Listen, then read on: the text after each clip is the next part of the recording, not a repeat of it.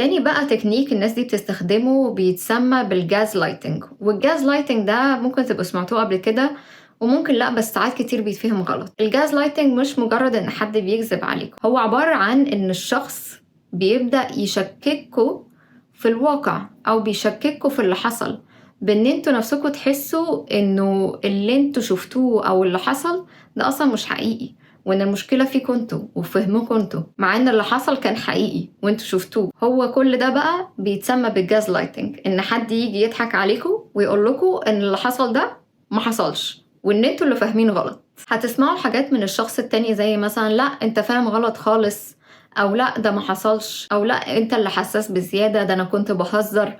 جمل شبه كده، والجمل دي على قد ما بتبان صغيرة لكن الجمل دي على المدى الطويل بتبدأ تأثر على ثقتكم بنفسكم، وبتبدأ تخلي ان انتوا عندكم اصلا شك في تفسيركم للواقع، ان انتوا يا اما حساسين بزيادة يا اما لا انتوا اللي فاهمين غلط، انتوا اللي عندكم مشكلة.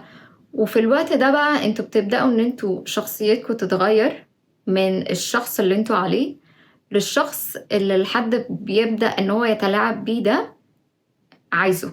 يعني ببساطة انتوا بتبدأوا ان انتوا تبطلوا تصدقوا نفسكم وبتصدقوه هو، لان انتوا بتشككوا في نفسكم لدرجة ان انتوا ما بقاش عندكم ثقة في نفسكم ولا في تفسيركم للمواقف. وعموما انصحكم ان انتوا تبعدوا عن اي حد بيستخدم معاكم تكنيك الجاز لايتنج ده، لانه ده مش مجرد ان هو بيخليه ياخد منكم اللي انتوا عايزينه، بس ده بيأثر على نفسيتكم انتوا نفسكم وعلى ثقتكم في نفسكم حتى مع الناس التانية.